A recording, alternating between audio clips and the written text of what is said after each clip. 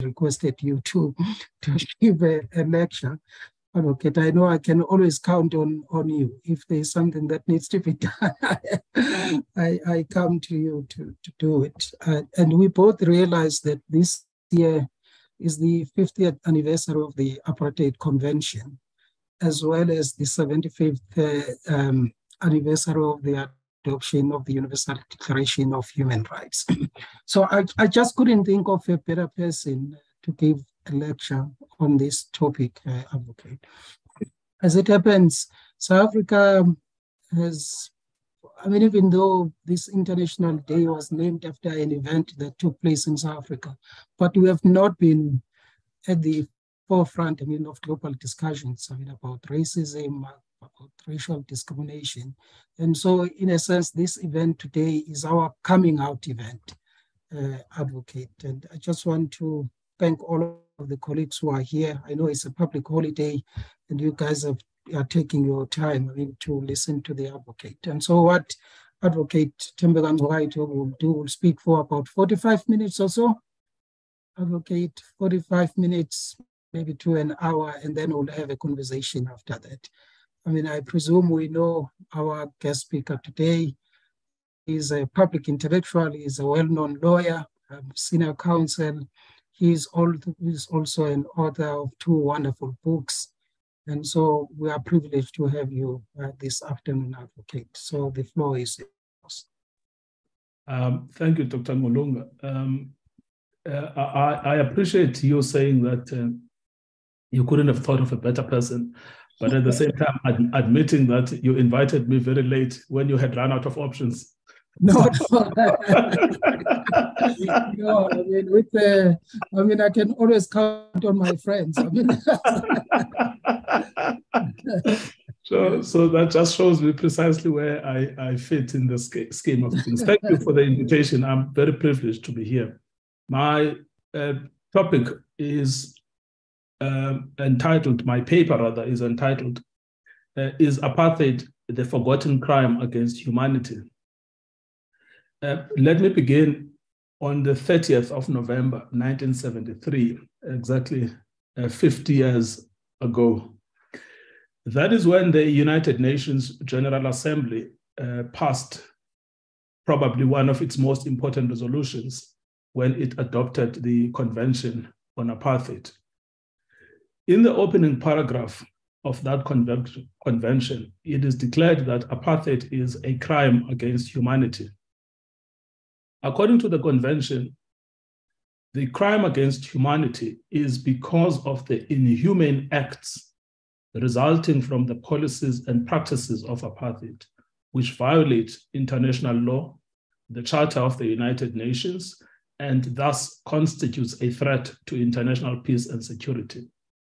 But it goes further. It holds the organizations, institutions, and individuals responsible for the design and enforcement of apartheid as criminally culpable.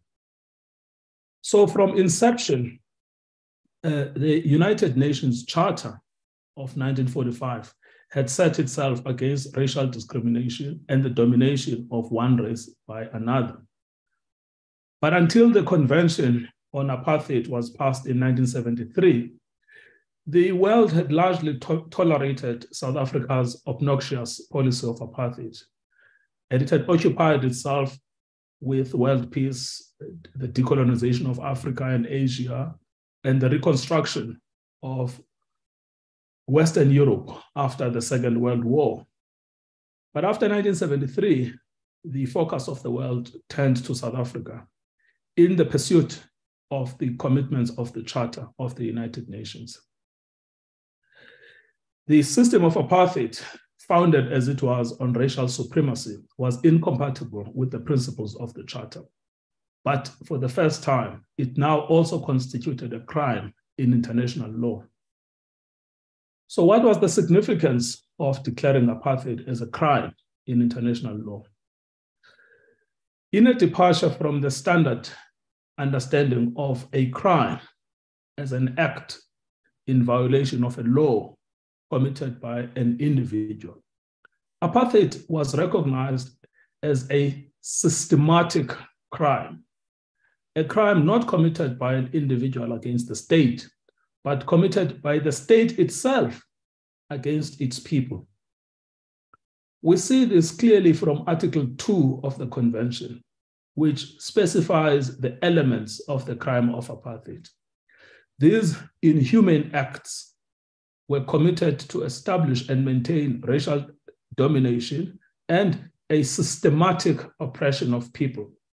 And this was the essence of the crime of apartheid. In other words, it was not isolated individual acts, but the system as a whole that was the hallmark of apartheid. The elements were, firstly, as set out in the convention, the deliberate imposition on a racial group of living conditions calculated to cause its physical destruction in whole or in part. Secondly, laws calculated to prevent a racial group from participating in the political, social, economic, and cultural life of the country. Thirdly, the deliberate creation of conditions preventing the full development of a racial group by denying them freedoms such as education, nationality, freedom of movement. Fourth, the separation of reserves and ghettos on racial grounds. Fifthly, the expropriation of land and property belonging to a racial group or groups or to members thereof. And sixthly, the exploitation of labor of the members of a racial group, in particular by submitting them to forced labor. And so when one looks at these elements, the convention then captures the essence of apartheid in three respects. Firstly, it shifts the locus of accountability from the individual to the state. It recognizes that apartheid is, by design, systematic. In other words, it's not isolated acts of individuals driven by racial hatred. And finally, as a systematic crime, culpability for apartheid cannot only extend to isolated, identified individuals, because its benefits are widened. They include systematic economic advantage arising from the system. Dr. Hendrik Verwoerd, who was a key proponent of the apartheid system, once described it as a policy of good neighborliness. Another euphemistic term for apartheid was that it was about separate development. But the 1973 declaration exposed the facade of separate development. It showed that apartheid was the expropriation of land of Africans. It was the exploitation of their labor, and it was the deprivation of their fundamental rights and freedoms. And the declaration also showed that there were no different races, each developing separately and alongside each other. But what it did show was that the development of the white race as a whole was achieved at the expense of the black races. And no, apartheid was not necessarily founded on racial hatred, but it was racial supremacy that was its telos, its organizing principle. And according to the convention, blacks lived alongside whites, but they lived in a relationship of subordination.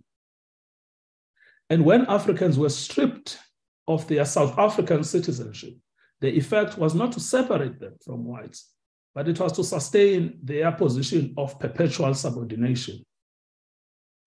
But the convention exposed these facts to a global audience. There was also a moral imperative to the convention. The United Nations was founded in 1945, and according to its charter, it would promote and encourage respect for human rights and for fundamental freedoms without distinction to race, sex, language, and religion. And the Universal Declaration of Human Rights, which was adopted in December 1948 and turns 75 this year, was to the same effect. 1948 is the same year that apartheid became official policy of the white minority government in South Africa, which shows that while the world was universalizing the respect of human rights, rejecting racism and discrimination, here in South Africa, the government, the white government, was turning its back on the world, rightly earning the label of being the skunk of the world. The International Covenant on Civil and Political Rights, which was adopted in 1966, was also based on the principle of the extension of human rights to all without regard to race. Immorality of the apartheid system aside, there was also a legal imperative. Some 30 years earlier, the Holocaust in Adolf Hitler's Germany against Jews had been declared a crime against humanity. What did this declaration mean in the context of Germany? From this declaration, victor's justice, as exemplified by the trials of Nuremberg, followed. Hitler's policies were condemned at Nuremberg. Some precepts of the rule of law were observed during the trials of Nuremberg, and people were not gassed or shot in the back, but they were subjected to public trials, as opposed to what Hitler had done in Germany. They defended themselves and they were duly sentenced. And Article 5 of the Convention on Apartheid also envisaged this type of justice because apartheid was a crime against humanity. It specifically said that persons charged for committing crimes of apartheid could be tried by a competent tribunal or by an internal penal tribunal. And upon conviction, criminal sanctions would ensue. In 1947, some 2 years after the Second World War, the United States passed military law military law number 59. Its purpose was to restore identifiable property that had been seized on racial, political, and religious grounds. According to this law, those who lost property during the German Holocaust were entitled to restitution. In May 1948, while D.F. Malan was in an ascendancy in South Africa, the state of Israel was being born. 3 years later, in 1951, the first Chancellor of the Republic of Germany, Konrad Adenauer, would deliver a landmark address explaining Germany's attitude towards Jews. He noted the terrible crimes of a past epoch, and he observed that Germany recognized that everyone was equal before the law. Many bigots, of course, could have said this, but what was important for Adenauer were the practical steps to fulfill these commitments. He noted that there was immeasurable suffering brought to bear upon the Jews of Germany during the period of National Socialism. Even though some German people had rejected National Socialism, Adenauer would concede that unspeakable crimes had been perpetrated in the name of the German people. And that fact alone imposed upon Germany, the state, and Germans, the people, the obligation to make moral and material amends as regards the individual and collective damage suffered by Jewish people. As a result, Adenauer proclaimed restitution legislation would be brought into operation. Jewish property would be returned. The government of Germany was prepared to bring about a solution to the material, let's emphasize, to the material reparation problem in order to facilitate a way of spiritual purging of the suffering of a past epoch. And Germany was fully convinced that the spirit of clear humanity must once more become alive and bear fruit. Thus, Germany and the Germans accepted the moral responsibility for the crimes committed, not by themselves individually, but in their name, in the name of National Socialism. This acceptance was soon translated into a legal obligation. We see this in the Conference on Jewish Material Claims Against Germany, established in New York of 1951, in which a claim of $1.5 billion US for the restitution of the Jewish victims of Nazi persecution was passed.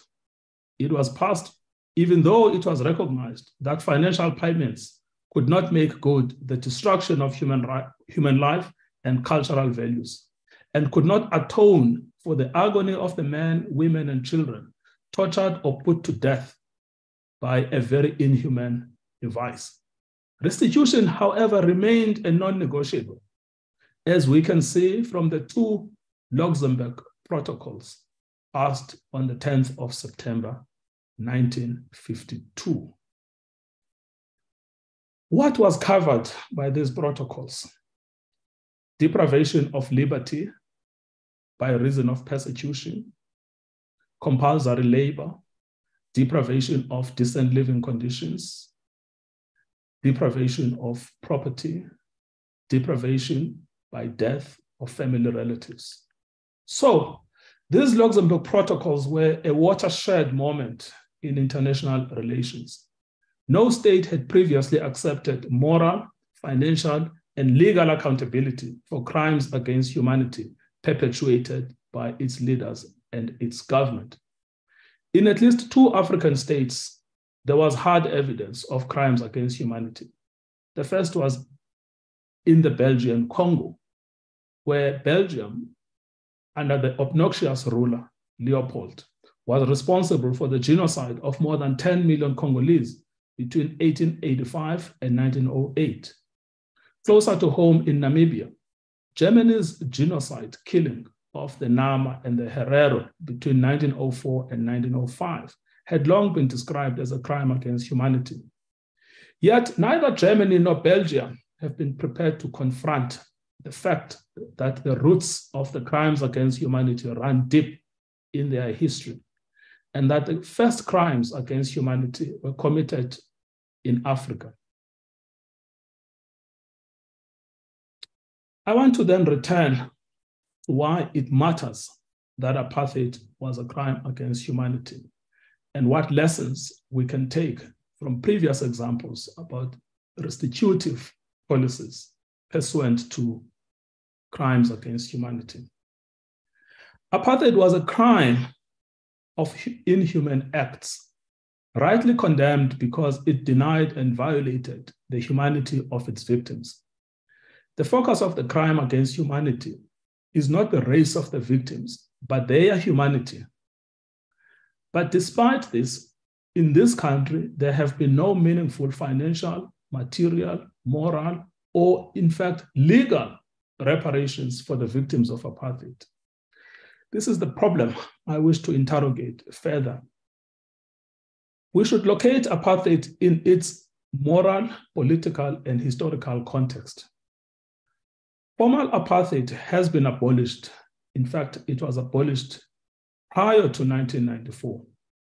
But social and economic apartheid continue to thrive.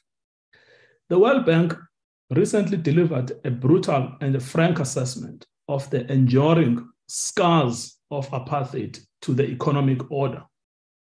In 2018, race, geography, and gender, according to the World Bank, remain the key indicators of wealth, precisely the way apartheid was designed.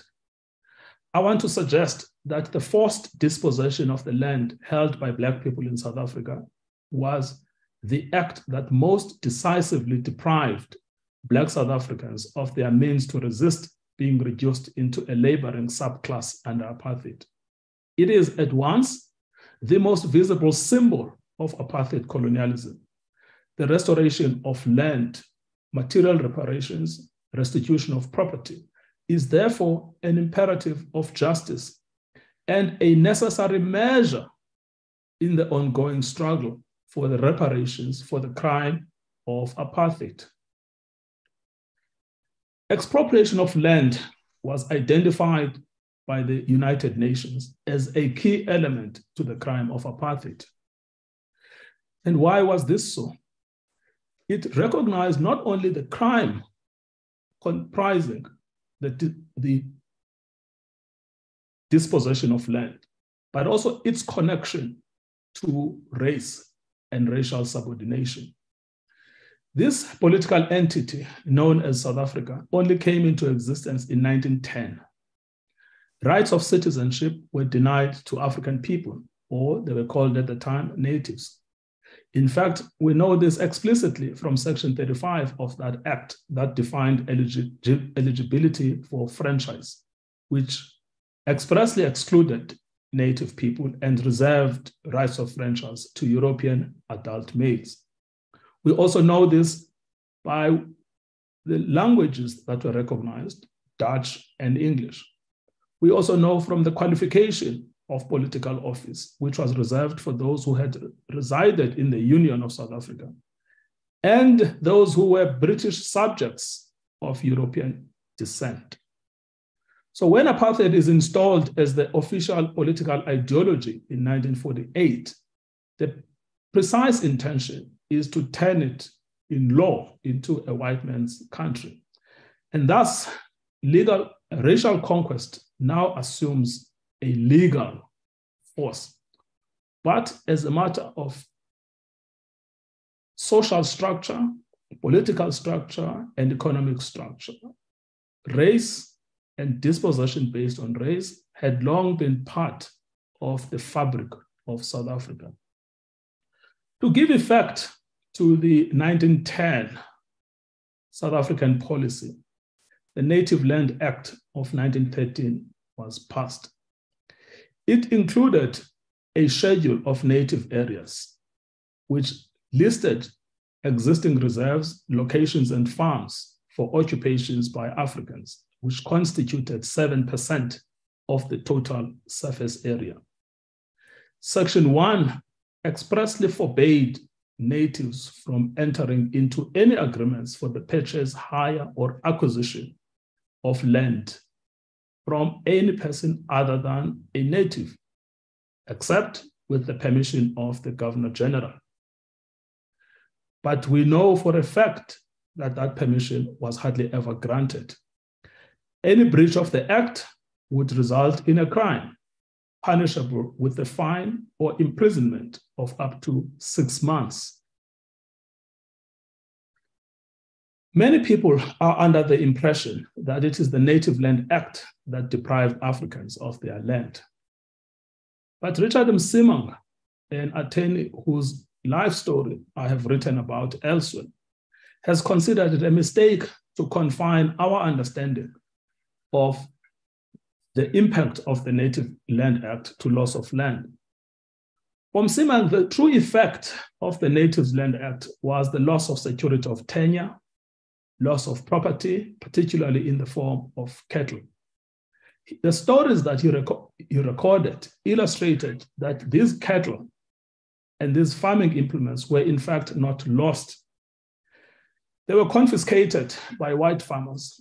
Often sham transactions were entered into, in terms of which blacks were tricked to sell their cattle or had their cattle sold in order to have a place to stay. But he also noted that that act had the effect of converting overnight scores of black people into a class of laborers. And the stories of Natal and Orange Free State illustrated that these were no ordinary laborers. They were unpaid laborers, akin to forced laborers. And the laws that followed since then only served to entrench the subservient position of Africans. And it was these acts, the racialized dispossession of cattle, the turning of independent property holders into wage laborers, and the ultimate act of marginalization, discarding, that moved the international community finally to declare that apartheid dispossession was a crime against humanity. And apartheid, let us emphasize, was not a system merely of racial categorization. It was the edifice built from black labor, black dispossession, and the exploitation of black bodies. And so by 1985, 12 years after the resolution of the United Nations, which condemned apartheid as a crime, this country expected P.W. Botha to cross the Rubicon, but he would not. He would insist in Parliament that apartheid would remain. He would insist that Nelson Mandela's already lengthy tenure of incarceration would be extended. But that was all in the political plane. The Convention against Apartheid of 1973 recognized the economic foundation of apartheid.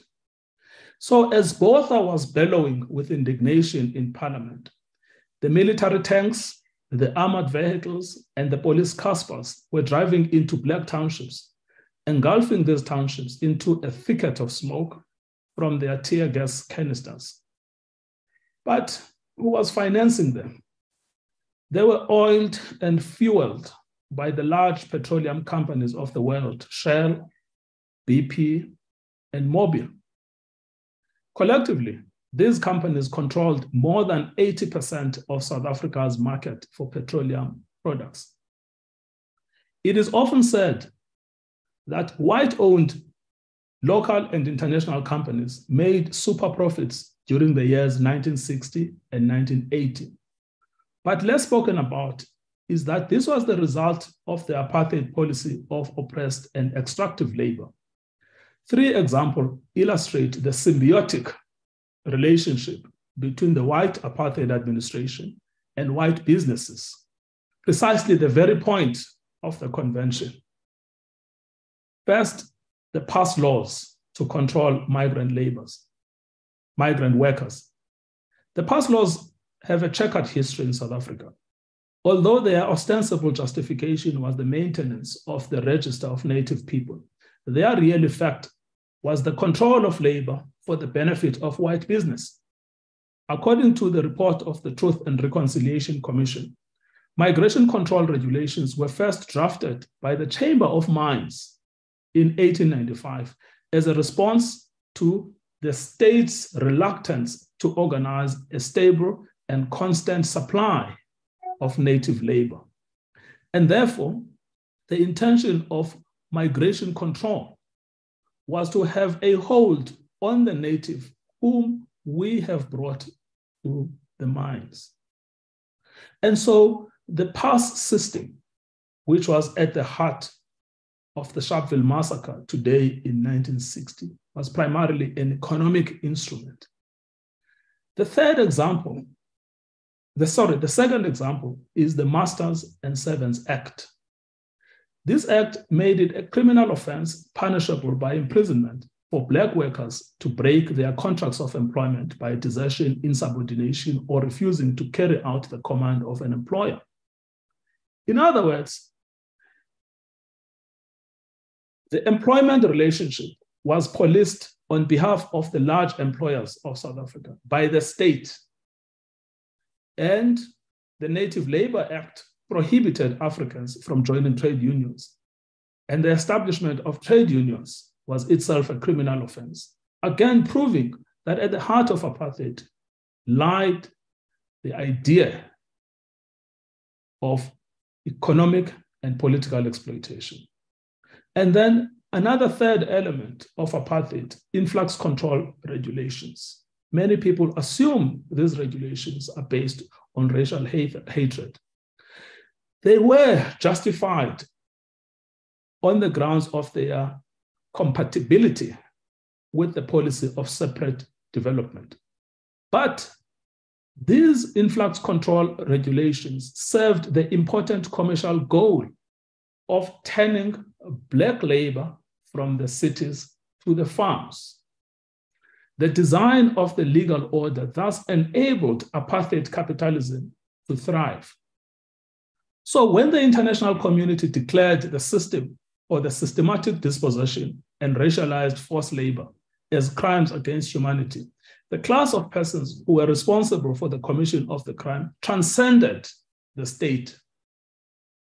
Businesses who were complicit with the apartheid government also fell within the net of criminal responsibility. A declaration of criminal conduct, however, would not deter business. positive action was necessary. Economic boycott and sanctions against the apartheid state were adopted by many countries. But as we know, many companies based the economic sanctions. So the findings of the Truth and Reconciliation Commission on the complicity of business in apartheid were unequivocal. Even as it failed to single out individual corporations, it was at the very least able to conclude, quote, business was central to the economy that sustained the South African state during the apartheid years. Certain businesses, especially the mining industry, were involved in helping to design and implement apartheid policies. Other businesses benefited from cooperating with the security structures of the former state. Most businesses benefited from operating in a racially structured context. Although sanctions were imposed against South Africa by the international community, the reality on the ground was that the machinery of the apartheid system just kept grinding on.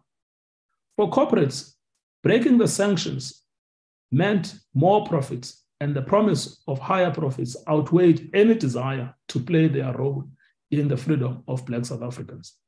And indeed, for oil companies, their loyalty to apartheid was rewarded in 1985 when Chris Jonas, a member of the National Party in cabinet, announced the Equalization Fund in which BP, Shell, and Mobil would be paid at more than the prevailing market rate for providing fuel to the police and military vehicles of South Africa. In their cooperation and codependence with the apartheid state, the oil companies were not out of step with their domestic counterparts. The same applies to Anglo-American.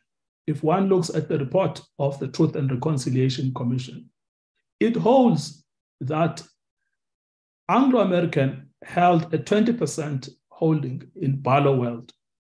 Barloworld, in turn, was a major producer of defense electronics consumed primarily by the state.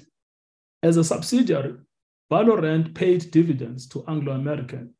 3 members of the Barloworld board executives, including the chairman, were members of the Defense Advisory Board of the then President P.W. Botha. Anglo-American chairman Gavin Reilly served on the Armscor board, the apartheid government's arms manufacturer. Armscor board comprised no less than 13 prominent businessmen, including the chairman of Anglo-American, Gavin Reilly, and the representatives of Barloworld. But when apartheid had become internationally unpalatable, because, among others, of the 1973 convention, the anxieties of business were not to obliterate it as such, but to save it in different guises. Take, for instance, Gavin Reilly's statement, who rejected the idea of one man, one vote at this point in time in our history. Or take Anton Rupert of Rembrandt, who pronounced in 1981 that after many African countries became free, they got dictators like Idi Amin. We have to find a solution that won't end up giving us one man, one vote. Similarly, Harry Oppenheimer was not in support of the ANC style of one man, one vote. Most of this ultimately fell away, but big business remained influential during the transition, including beyond the transition, negotiating a place for themselves in the transition and in the post-transition world. The negotiations that took place after the release of Nelson Mandela in 1990 produced the Truth and Reconciliation Commission, which would serve as a platform for truth, amnesty, and reconciliation. But with apartheid having been a crime against humanity, which benefited, as I have shown, big business, and in fact, which was sustained by big business, who would take responsibility for apartheid? Would we give effect to the explicit terms of the 1973 convention? In the book Country of My Skull by Angie Kroch, she described the first day into the hearing on the role of business under apartheid on the 11th of November, 1997, before the TRC. There was a touch of surrealism, she says. The wealthy captains of industry, Nicky Oppenheimer, Bobby Godsell, Julian Ogilvie Thompson, were all dressed in designer suits, and they sat opposite the commissioners to be questioned, just as hundreds of others have sat before them. An illusion, at the very least, of equality was created. Not even the rich were above the law. And yet, that illusion quickly dissipated. In the first of the 3 days, business representatives would begin not on a note of admission, but on a note of denial, pleading innocence and then pleading ignorance. Take Johann Rupert, who, according to Kroch, led the denials. Rembrandt, he said, was started by Afrikaners and sustained by Afrikaners long before the Afrikaner had financial clout. Rupert would protest. By the third day, it had dawned upon the captains of industry that their pleas of innocence were bad for business. But they would produce no facts. They would tell very little truth. Their pleas for forgiveness would come in abundance. Forgive us for Steve Biko was one of the extraordinary statements made by Johann Rupert.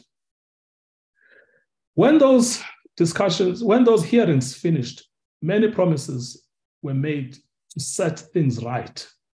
But as Angie Kroch observes, these promises to set things right were made only to look good on the 8 o'clock news. After the hearings, it was pretty much business as usual.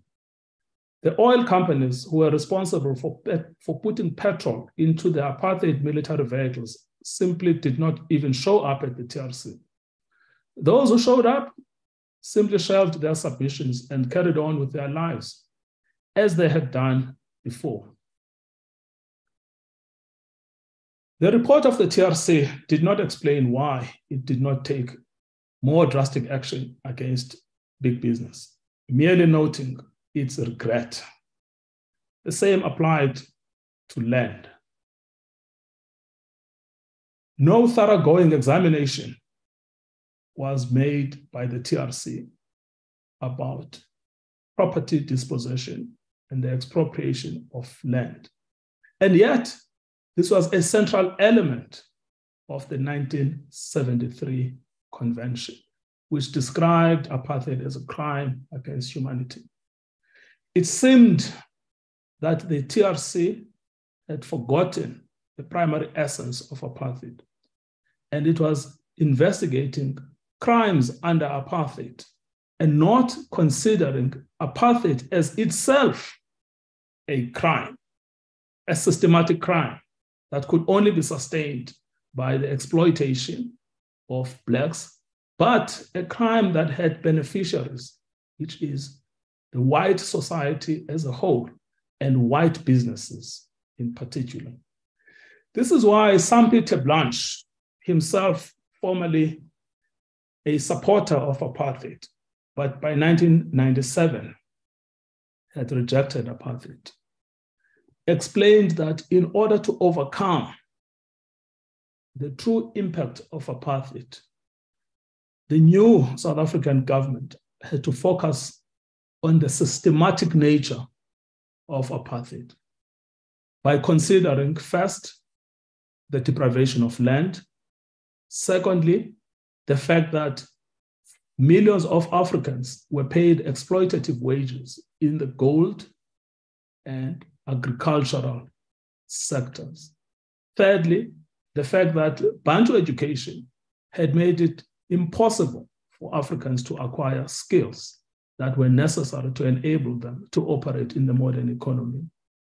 Fourthly, the fact that the prevailing socioeconomic power structures made it impossible for Africans to accumulate human capital. There was uneven and grossly unequal government spending on education, health, and housing, which effectively created two worlds in one country. Fifthly, the restrictions put on the right to acquire property and the right to conduct business, which had the combined effect of depriving Africans their ability to accumulate and build wealth independently of state assistance. Sixthly, the fact that it was not only individuals that were impoverished by the system of racialized capitalism, but African society as a whole. The needs of labor often meant the breaking up of families. Sometimes breadwinners were killed in the acts of repression by the police. Take the mass killing of Sharpeville in 1960 and the trauma that it set upon the families and the national trauma that it set upon Black society as a whole. Or take the mass killings in Soweto of 1976, both the generational and intergenerational trauma that it spawned. Or take the mass killings of Langa in 1985. They did not only leave hundreds of Black bodies dead, but they also left highly traumatized societies where the trauma was passed from generation to generation. As in any traumatized nation, the trauma is passed and distributed internally, leaving broken people and broken societies.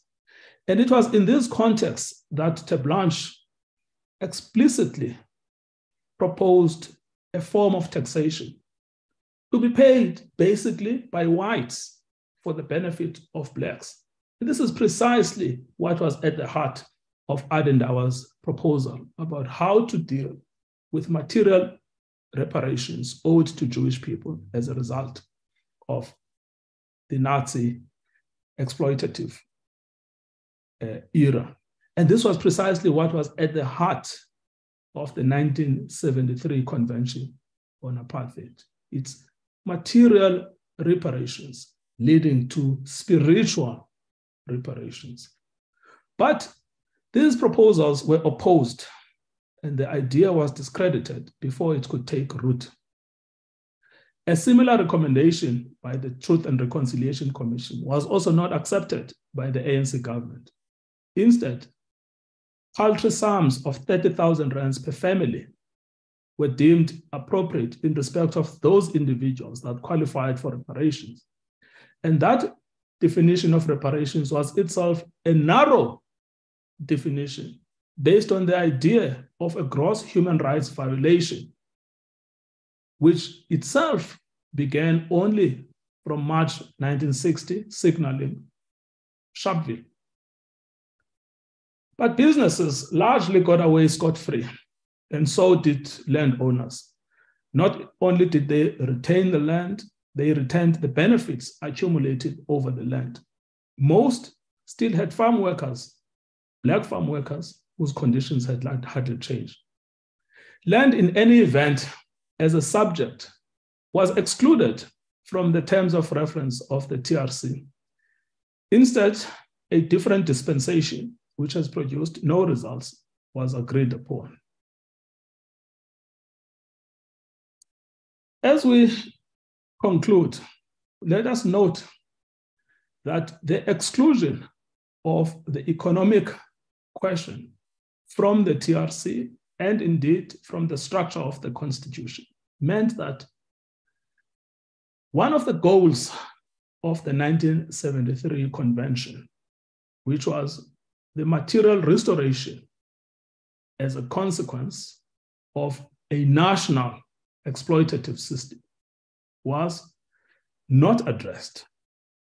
And by excluding land, the restitutive goals of the TRC simply failed to address the original sin. Let us again recall some of the elements of the systematic crime of apartheid. Systematic dispossession of the land, displacement of persons on account of their race, the creation of conditions akin to forced labor, the establishment of reserves and ghettos, the oppression of one race by another, the creation of a legal system which makes it lawful to perpetuate a system of oppression. The institutionalization of that legal system by establishing state organs to oversee the system. These are all the elements of the 1973 Convention of the crime against apartheid, or the crime of apartheid. The perpetrators of the crime against humanity, which was the Holocaust, faced their comeuppance at Nuremberg. Germany, the state, accepted moral and political responsibility for the suffering. Businesses that benefited from the exploitation and the murder of Jewish people contributed their share to the reconstruction of the Jewish society. Of course, there is no point in comparing the suffering of one people with another.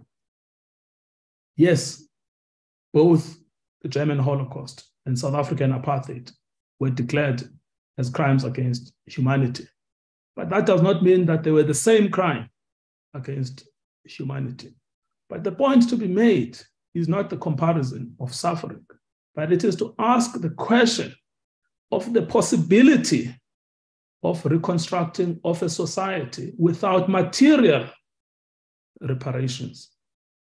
South Africa's crime against humanity, which is apartheid, apparently had no criminals, no beneficiaries, only victims.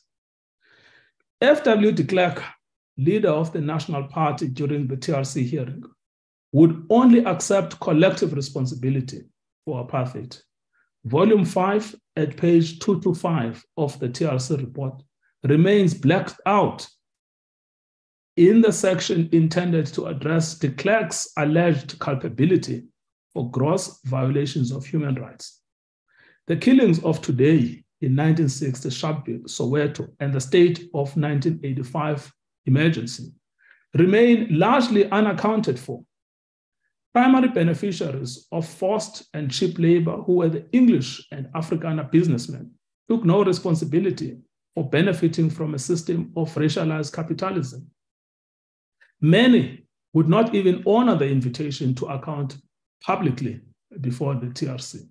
Perhaps, as Sambita Blanche points out, we are probably lost in transformation. Given the continuing facts of racialized capitalism and the unfinished business of the TRC, and quite frankly, our inability to get closer to the 1973 convention,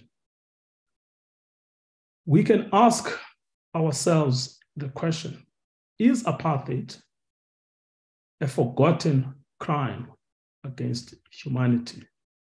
Thank you. Wow. How do we clap virtually? I do not know. This has been an outstanding lecture. Thank you very much. I see Awonke is showing us the way. Thank you very much, Advocate Tembeka Ngcukaitobi. I mean, as I said, you can count on him. I mean, if you request him to do something, he delivers. Colleagues, this is, just to remind you, this is a joint event organized by the South African Commission, National Commission of UNESCO, the Department of Social Development, as well as the Johannesburg Institute for Advanced Study here at the University of Johannesburg. Advocate, when we discussed, we'll have perhaps about 30 minutes or so. If people have questions or comments, the floor is open. You just indicate if you want to comment or ask a question.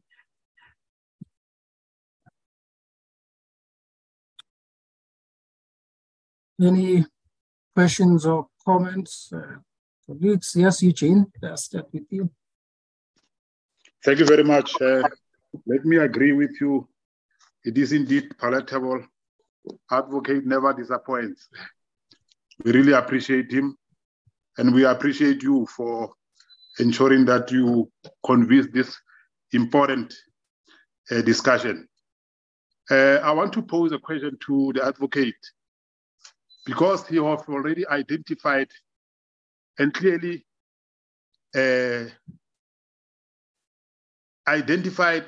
stated that in terms of the apartheid incidents, the manner in which they did things, in terms of our knowledge, and today, in terms of facts, no one have been prosecuted. We got only victims. No one have been prosecuted, and no one have been identified as the perpetrator or the one who orchestrated apartheid and ensured people have lost their lives, number one. Number two, their land, and displaced. I'm trying to confine myself to what he said. But in terms of the law, we can open inquest, we can follow up. How do we do that in this day and age? Because we cannot let those who have treated us badly, and like he said, these were labeled as crimes against humanity. But in Germany, Hitler and his team were prosecuted. So how do we deal with that? How do we ensure that this doesn't happen anymore, and those who have done this are held accountable? I'll pause there. Thank you very much. Advocate, please go ahead. Yeah, thank you. Yes, I mean, I think that's a very vital question. I mean, I think the 2 points I was trying to make. I mean, firstly, so as far as the crimes of apartheid are concerned, in other words, the specific acts of the policemen, killing people, whether it is the COSAS 5 or the PEPCO 3 or the CRADOC 4. So you've got a particular group of policemen, they have planned and they have executed a killing. And maybe that was because, that was the design of the system, that they should be murdered. The problem we've had is the Truth and Reconciliation Commission obviously did not find anyone guilty. That was not the intention. It was unlike the Nuremberg trial, which was intended to put someone on trial and find them guilty, which is what happened in Germany. So here what we had this idea that we can reconstruct the society through a system of truth-telling followed by forgiveness, and then hopefully followed by reconciliation. So you tell the truth, you get amnesty, and hopefully we will reconcile, and the reconciliation will be based on the truth. But what we know for sure is that many people lied at the TRC. Others did not even go to the TRC. But the problem is that even those who lied, even those who didn't go, in other words, people that did not get amnesty, have not been prosecuted. And the obligation to prosecute them was the obligation of the ANC government that took over. We know from the testimony on oath of Advocate Vusi Pikoli, who was the head of the NPA, that he blamed the executive, Bridget Mabandla, and former President Thabo Mbeki for interfering with the NPA in relation to the prosecution, the decision to prosecute. So you find that in a judgment called Rodriguez versus NPA, which is a judgment of the Supreme Court of Appeal. So it was clear, according to Vusi Pikoli, political interference, which meant that the prosecutions couldn't take place. Of course, we've got to work on that. I saw recently that the NPA says it's now resuscitated the Special Prosecutions Unit, and that it will go back and prosecute. But we are dealing with 29 years. Evidence is lost, people are dead. The killers of Steve Biko, killers of Chris Hani, one of them recently got amnesty. The killers of the CRADOC 4 have not been prosecuted. So that we need to put in pressure on the NPA to prosecute the criminals that have not been prosecuted. So I think that's quite clear in relation to the individual acts of criminality committed in support of the apartheid system. But my point in the talk was to expose the systematic nature of apartheid and to say that the power of the 1973 declaration is not to look at apartheid through singular acts of its functionaries, but to look at apartheid as a system. And then to ask the question that if we understand apartheid to be a system, what is the correct response to it? In other words, is the TRC model, which is the only model we have that actually confronts the problem of apartheid, was that TRC model an appropriate model because of its failure to address the entire system as a crime and its focus on specified acts of criminality under apartheid? So that's the big challenge for taking society forward. And that's why I pose one of the questions drawn from the example of Adenauer, the question of material reparations. In fact, is it actually possible to reconstruct a society after 350 years of racialized exploitation and formally racialized capitalism? Is it possible to expect African people to basically lift themselves up with their own bootstraps without a system of material reparations? That's the question I am exploring. And I'm afraid I think that it's not possible to reconstruct society without a system of material reparations. I think that the burdens that we have imposed on the state are impossible burdens if the true beneficiaries of the apartheid system have not come to the party.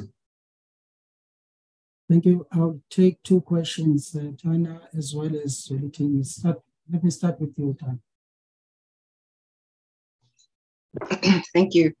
I have two questions. The first one is, as far as I know, the South Africa itself is not a party to the 1973 convention. And so I was just wondering whether that precludes actually being able to use the convention to push for reparations. And then the second question is, you said that in Article 5 of the convention, persons who are charged under this convention need to be tried by a competent tribunal. So what do you think for me, the word competency needs to be unpacked. Like, what does a competent tribunal in this case actually look like? What would be the characteristics that one would need to actually imagine in terms of designing such a process? Thanks. Before you answer, Advocate, let me come to you, Zwelithini, your question. Thank you. My question is very short.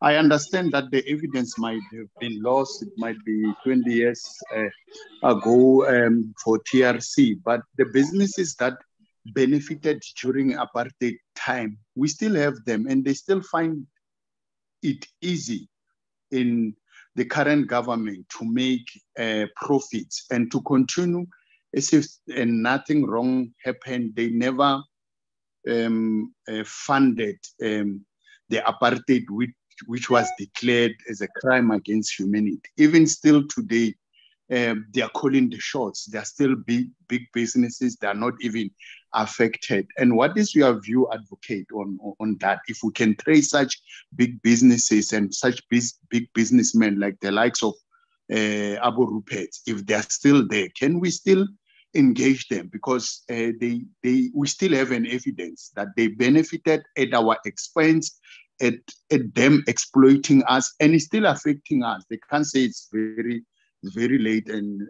time it's against us, but they are still finding it busy to an extent that some of them, they are co-opting our leaders, the current leaders. They've got shares in such big businesses, which made life difficult during apartheid. And what is your view around that? Thanks. Advocate.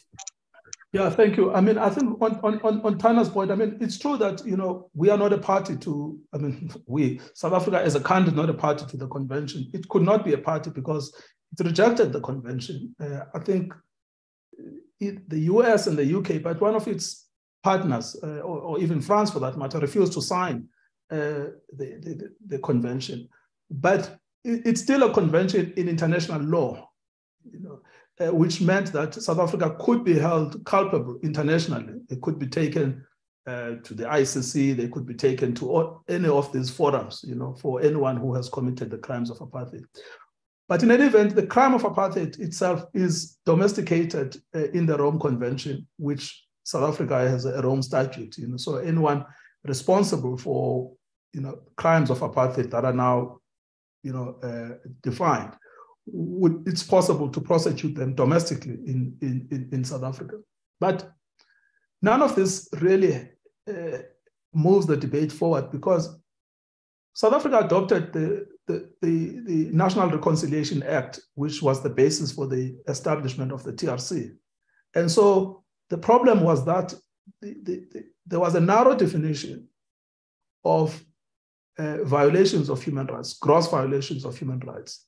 And that narrow definition basically ultimately meant that we were dealing with isolated acts, basically perverted acts of certain individuals. And we were not looking at the institutionalization of the system of racism, which is what apartheid was about. And that's why there's the power in that convention. So that convention still serves as a very useful moral and a legal framework, even if not materially binding, but still serves as because it opens our eyes to understanding the systematic nature of apartheid and not looking at apartheid as, white people hated black people, but to understand that it's a system of racialized capitalism. And if you are serious about overcoming the system of racialized capitalism, you have to confront it at root, of course, to focus on the systematic nature. Most of this work obviously can be done in competent tribunals, whether it's domestic or international tribunals. But a lot of it is political work. And it's the political work that has been postponed. And unfortunately, as this is the point of citing the World Bank report, these are inequalities that we've inherited from apartheid, but they are inevitable inequalities because we have not confronted the systematic nature of apartheid. And in fact, what we are doing, and that's one of the points I made in the paper, is that the gap between the aspirations of the convention and the lived reality of Black South Africans is widening instead of closing. And then for Zwelithini, I agree with everything you have said. I agree. We know these businesses that benefited under apartheid. There has been a betrayal by the government because when there was litigation, not in domestic courts, but in international courts in America and elsewhere, when there was litigation for reparations against these businesses, the South African government signed an affidavit in support of the dismissal of the claim. It's cited in a US judgment, in a footnote signed by the former Minister of Justice, Penuel Maduna, who said that there was no need for international forums in the US to give an order on reparations in relation to in relation to companies that aided and abetted apartheid, because we had the TRC model, right? And that's quoted in the US judgment in dismissal of the claim for reparations, that because of the TRC model, there was no point in getting the international and local businesses that aided and abetted apartheid to pay reparations. So politically, that fight, the ANC has, well, not the ANC as a party, but the ANC government has certainly been opposed to it. But 50 years later, we have to really reconsider what the position of South Africa ought to be in relation to businesses that aided and supported. And I try to problematize the role of business because they were central to the PW Botha administration. They formed part of his advisors during the time of, I think he called it the total strategy, during the total strategy, when he was under siege, feeling that global communism, would take over South Africa. During that period, when you look at where did he resort to, he had, basically businesses supporting him. Now, during the transition, they were very adept at previously supporting the apartheid government, and then during the transition, supporting the ANC government. So playing both sides, and then also trying to shape the transition itself, because that's also a crucial role that they play, trying to shape the transition. So if you look at statements made by the Anton Rupert's, the Gavin Riley's, the Zach de Beers, etc., they were also trying to shape the transition, for their benefit, not for the benefit of the many. So we now are sitting in 50 years after the convention, and the convention makes very potent statements about what was the role of big business during apartheid? The question for us is, do we also turn a blind eye on the complicity of business with apartheid that continues to exploit and to continues to benefit? Or do we, in fact, take some form of action? One of the ways of doing that is precisely this conversation, that we've got to shine the spotlight on business accountability for the continuation of apartheid. Thank you. Any questions? Perhaps while we are waiting for more questions, okay, just two questions from me. Firstly, it's about the German comparison. I do not know whether you can talk a bit about that. Because I don't know perhaps whether it was easier for the German government or not. I mean, partly because you had a state, I mean, in a sense that had been established, I mean, Israel, perhaps transferring resources, I mean, to those groupings was relatively easy. I don't know whether you can just elaborate a bit, I mean, about the differences between the South African case and the German Jewish case. I mean, that would be the first question.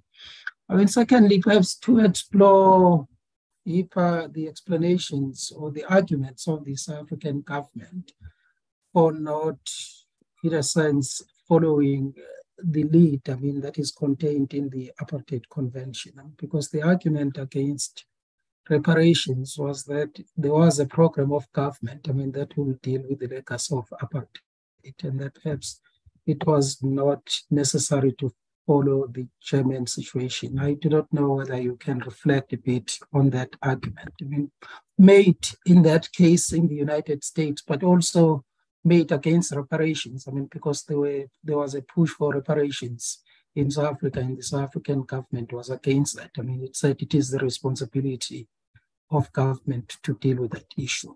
I mean, I'm just flagging those issues for your comment, but can I take Pedro to raise his own?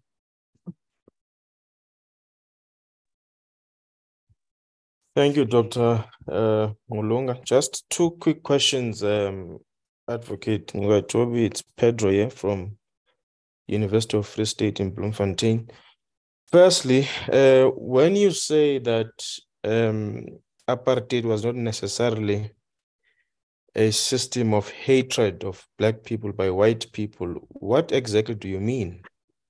Because I don't think there's any way that we can systematically push a people into a corner of violation and stripping of their humanity to that extent, unless you driven by hate about such people. Because, I mean, Fanon says this as well, that the very essence and the existence of white people as white is the fact that there is a native, a Black native next to them that they are oppressing. So the native, in essence, is a creation of white people. It's a creation of white colonial domination in essence. So that's the first question. Question two, with the available evidence now that we have, I mean, there are reports from the World Bank. We could, pull up so much data to show how white people benefited from apartheid, even up to this point, including the physical evidence from companies, as what was tabled by the previous question. Is it possible, therefore, that if maybe, let's say, next year we change governments and put in place a different one now that will proceed with the prosecution of white people for these crimes, would that essentially be done if that switch of governments could be instituted, let's say maybe in the following year, and then a government now that has appetite to proceed with these apartheid crimes takes over? Just those two questions on my side. Thanks, Chair. Okay, thank you very much. Before you answer, Advocate, just want to say this, the lecture as well as these conversations, I mean, they are being recorded. And so they will be on YouTube, the YouTube channel. And if you check the chat there is a link. Please go ahead then. Yeah, thank you. I think just to explore the points you were making, Dr. Mulu, I think the first one on the German comparison. I mean, in the longer paper, I'll give you the longer paper, but I was presenting here the shorter version. In the longer paper, I do try and see what made, you know, the German situation in relation to reparations. Why did that succeed? So I find that there were three fundamental elements to it. One is, as you point out, the nascent Jewish state. I think it was Ben-Gurion, who was the prime minister or the president of Israel at the time, who actually pushed the movement for reparations. The second, remember that after the Luxembourg protocols, you know, because there was, I think, $1.5 billion set aside by businesses in the Luxembourg protocols. That money ran out, you know, it ran out. They finished that money. And then there was reluctance to payment. It was, yeah, it's Ben-Gurion who pushed for the reparations.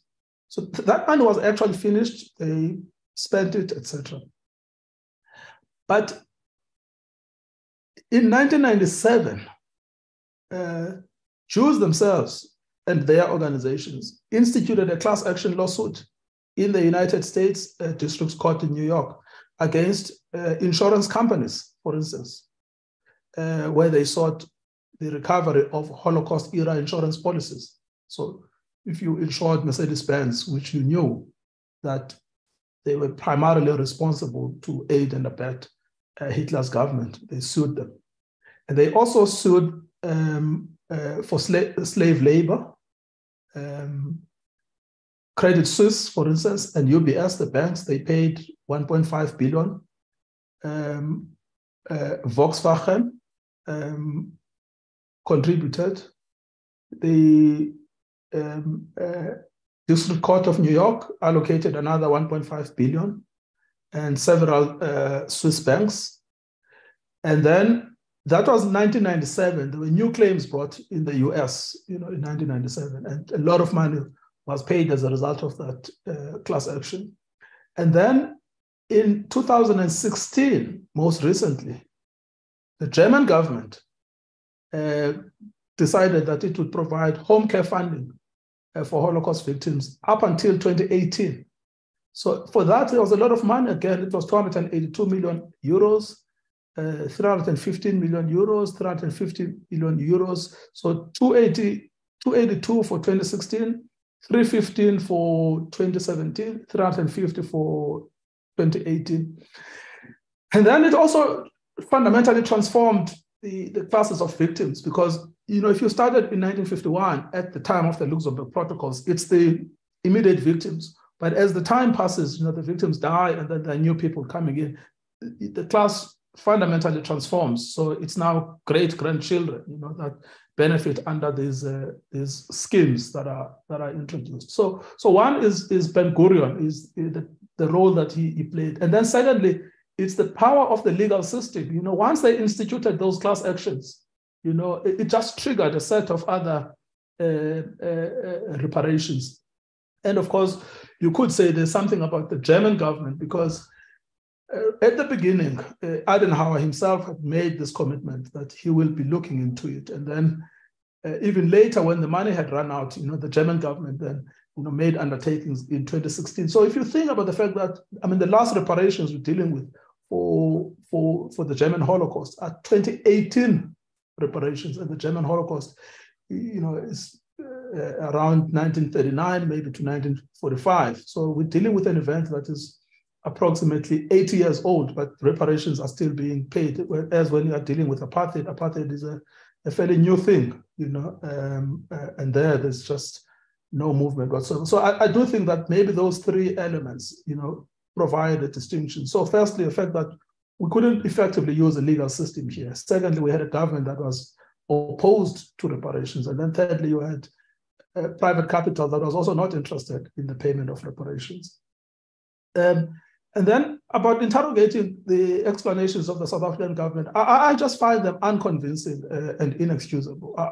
I can understand the argument that says you should not burden the South African government with the obligation to pay reparations, because the South African government is a new government that cannot take responsibility for what happened under apartheid. I understand that, but I think it's not a valid argument because of the principle of legal succession. And Adenauer in Germany had in fact accepted both moral and legal responsibility, that even though some Germans were opposed to National Socialism, the fact is that National Socialism was practiced in the name of the German people. That's a very, very powerful thing, in the name of the German people. And I transpose this to the South African context, that apartheid was practiced in the name, Herrenvolk, in the name of white people in South Africa. And that's why I think meaning seriously about, you know, an extended and widened system.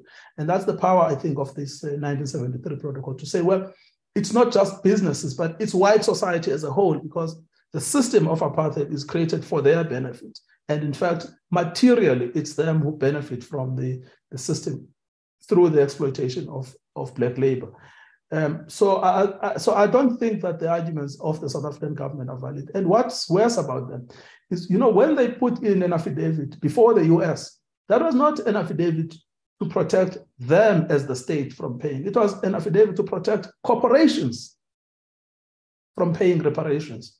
Now, that just makes no sense. Why would the South African government protect corporations that aided and abetted apartheid from paying reparations to victims? I don't understand why they thought they should interpose themselves. So firstly, on the argument that they as a government should not pay, I think that's an invalid argument as exposed by Adenauer. And secondly, I don't see the point of them interposing themselves between victims and capitalists, really. I think they should have left that fight to other people. Pedro, I think we misunderstood each other, because I've gone back to the actual line. I wanted to just read that line. I think you misunderstood, or I missaid it. I don't know where the misunderstanding is. But I could never say that white people do not hate Black people. I mean, it's clear that they did. What I think, I just want to go back to that line to see precisely what I said. Yes, so I said the convention thus captured the essence of apartheid in three respects. It shifted the locus of accountability from the individual to the state. It recognized, and that's the point I think where there's misunderstanding, it recognized that apartheid was, by its nature, a systematic crime. And then I said, not isolated acts of individuals driven by racial hatred. And as a systematic crime, culpability for apartheid extended to all those who derived a benefit or advantage, including an economic advantage from the system. So I don't mean that, I mean that if you define apartheid as isolated acts driven by racial hatred, you are not going to define it in its full extent. But that does not mean that the system is not designed by people who hate Black people. I mean, Verwoerd hated Black people, that much is clear. Malan hated Black people, that much is clear. You know?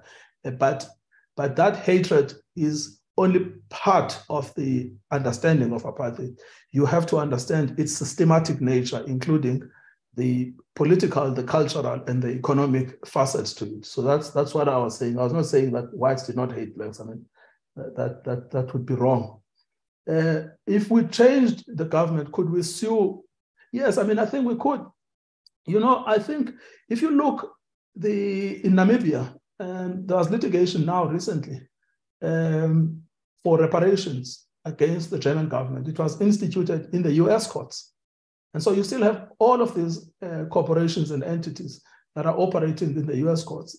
And if you think about the Namibian Holocaust is 1904 to 1906. And that litigation was about 3 years ago in the US. And there was a settlement of something like 2 or 3 billion euros. And there's a big debate in Namibia about whether that's sufficient or they need more money, etc. But I think that the movement to push for reparations has to continue. One of the complications of South Africa is that most of the beneficiaries of apartheid are domestic capital, and a lot of their wealth is no longer sitting in sort of private hands, quote unquote, but it's been, some of it has been acquired by the pension funds. And so, for instance, if you look at a company like Anglo, I mean, I don't know the shareholding of Anglo, but it's one of the prime examples. Look at a company like Anglo, you will find that maybe 15% and maybe 20% is now owned by the PIC, and because the PIC is heavily invested in all sectors of the economy.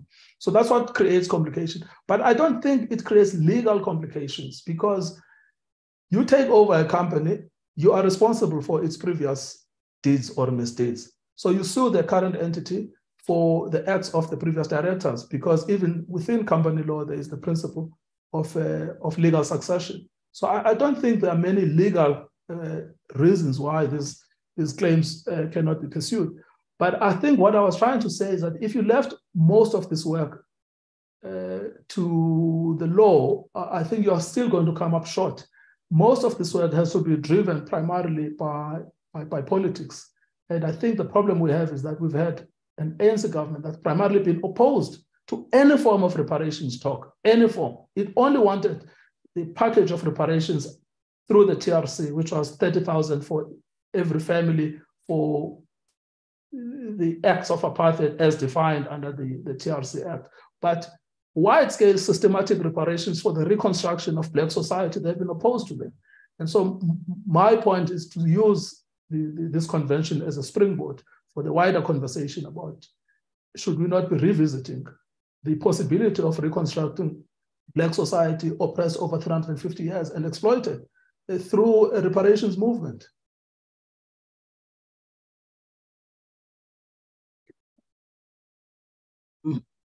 Thank you. We are supposed to end in about 2 minutes at 5:30. I mean, there is a question about the title of your paper, because we want to access it online.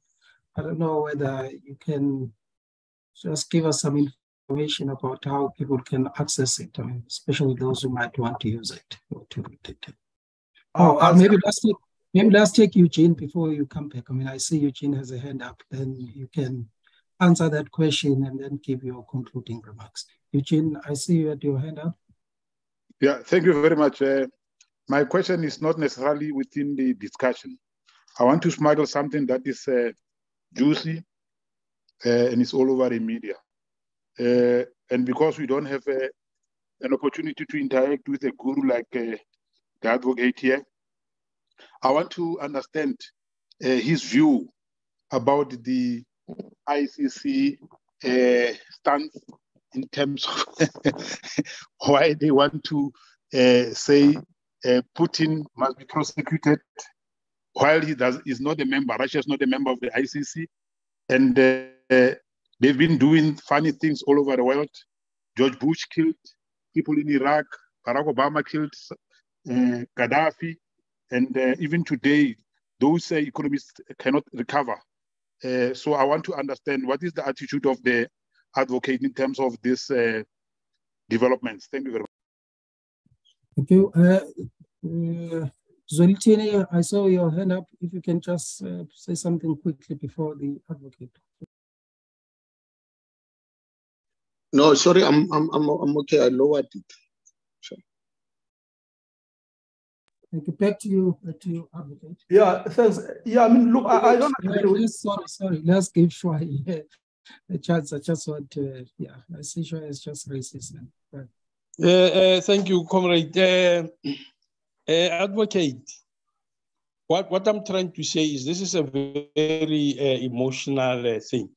You know, there's this cartoon of the fat cats having a party or dinner. This top of the table is laid on the back of a lot of gas underneath, which in short is the Africans in terms of South Africa and the piece of a narrative that we have been sharing with us. The question is when can we start or how do we actually get into this thing physically to start the reparations? Because it raises all emotions. People will be saying, we told you, these people need to be driven back into the sea where they come from. We told you this and this. So when can we really start the Madunas, whatever they have signed, this reconciliation that we have gone as Africans far overboard?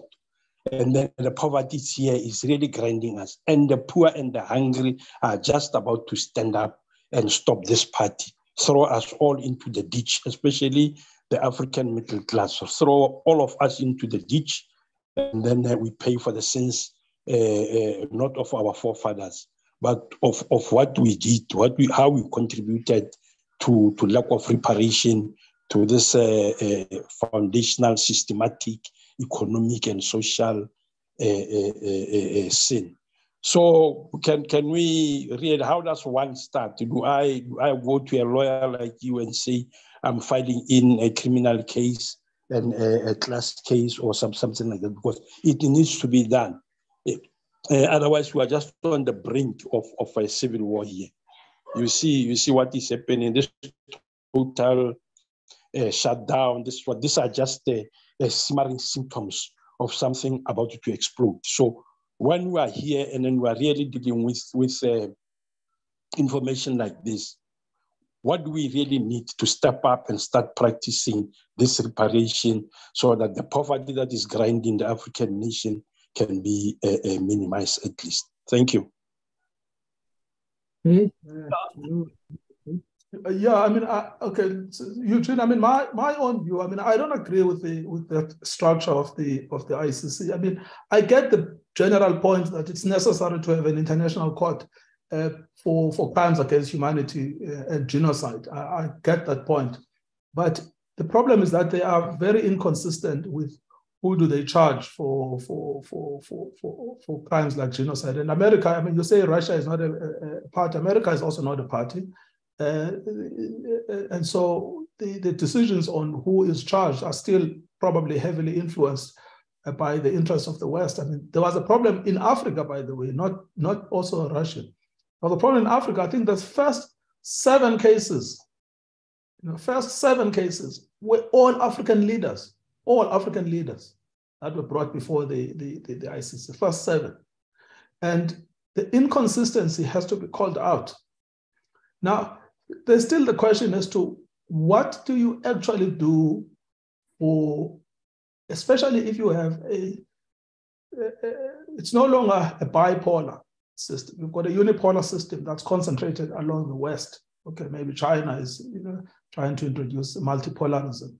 But what do you do if you have a unipolar system? How do you actually address systematic crimes? The one way is maybe they should establish a special tribunal. They did so in Rwanda, a special tribunal for dealing with war criminals, because you have to address war criminals, because you're not going to address them in a domestic court, because there's no way Putin is going to account in Russia, in the same way as George Bush is not going to account in the US. So the question is, people who perpetrate war crimes, where should they go? But I think that's more a political question which underpins the international legal system. And I do think that the international legal system is largely political, first and foremost. So I do not agree with the attempt at charging Putin by a structure as discredited as the ICC. But I think that there is a larger question about what system do we in fact establish in order to deal with international crimes, crimes that cannot be policed effectively domestically. So, which was the idea behind the establishment of the ICC. And by the way, Nelson Mandela, I think, is the first signatory, signed it in 1998, is the first signatory to the ICC, because I think he recognized the problem that if you've got war criminals, there is a place where they must account, but there is an ineffective system because of the demise of a bipolar world and the concentration of power in the West. Shwai, I'm with you. I mean, about this.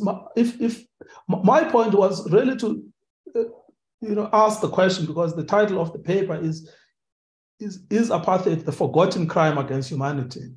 It's to go back to that issue. The fundamental problem is that South Africa is yet to grapple with the consequences of apartheid. Now, that obviously is not intended to excuse the failures of the post-apartheid state, but it's simply to show how it has been a variant rather than